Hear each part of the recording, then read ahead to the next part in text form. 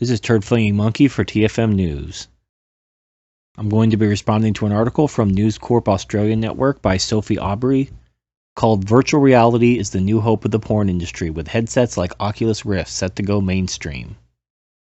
Now, this article begins by covering E3, and it notes that virtual reality technology is mostly geared towards video games and entertainment, but that pornography sets to make huge gains in this field as well. Now, what's really interesting is they're anticipating mainstream virtual reality porn by 2017, which is like a year and a half away. And it also lists some of the major companies looking into this technology, such as there's a Spanish company, there's an Australian company, and then there is an American company called Naughty America. The Naughty America actually debuted in Comic-Con, which is kind of funny, debuting a porn in a Comic-Con. But they released this threesome porn. They had a male version and a female version, where you could put on your headset and you could walk around the area and actually watch the porn from any angle you wanted.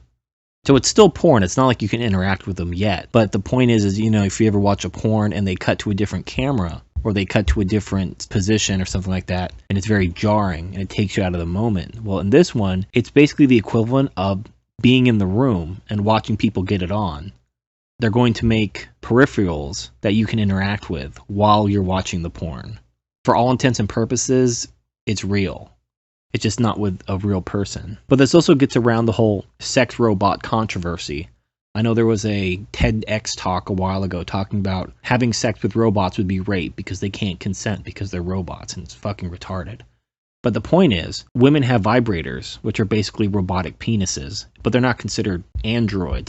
I guess there's a difference in some people's mind between a vibrator and a robotic sex android that actually has like a head and arms and feet.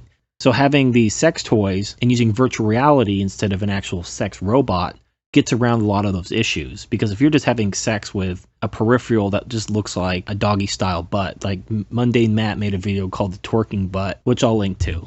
But this twerking butt is basically just a butt that you grab and have doggy style sex with while wearing a virtual reality headset. So you're watching the porn and you're grabbing the butt because what else, you only have two hands.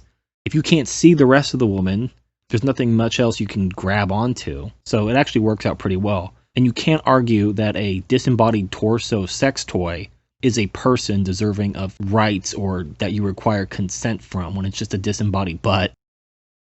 Anyway, there's also benefits to the porn industry because the porn industry is losing a lot of money because most porn is free. It's all done. You can go to Pornhub or RedTube or something like that and just watch free porn all day. You don't ever have to pay for it. However, this new Oculus Rift virtual reality porn will be considered a premium product because it does take more to film. It will probably be free as well in a few years. When it first comes out, it's going to be premium. It's going to cost money, which is good because in order to make the investment worth it, they'll have to make money on their investment. So I recommend that when the virtual reality porn comes out, go ahead and buy some. Support the industry because the more money they make, the more people will get into the industry and they'll improve the technology. And then when it becomes big enough, it'll just become free like everything else. Now, of course, they have to get the feminist opinion on this because God forbid we just all have a big party and celebrate. The author of the article talked to a sex therapist, which is basically a sex therapist is when you combine feminism with pickup artistry, you have sex therapy. So sex therapist Dr. Nikki Goldstein is worried about addiction and isolation. Basically, kind of like in Japan where you have the hikikomori, where these guys just stay in their room all day and never come out. Now, she's also worried about how this might cross the boundary of fidelity. So basically, if you're a man who's in a sexless marriage with a woman, and she just refuses to put out, and you decide to turn to porn, if you use virtual reality, are you now committing adultery or something? It's stupid. It's basically no different than any other porn. It's just more real.